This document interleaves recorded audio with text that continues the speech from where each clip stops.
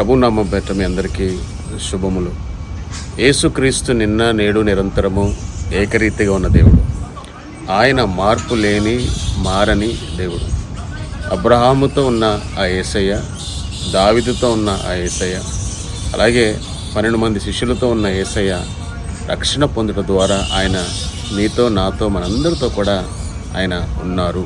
ఎందుకనంటే ఆయన పేరు ఇమ్మానుయేలు, దేవుడు మనకు తోడు, మనతో ఉంటాడు.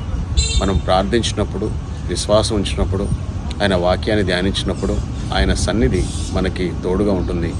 ఆయన వాక్కు మన హృదయంలో బయలుపరచబడుతుంది.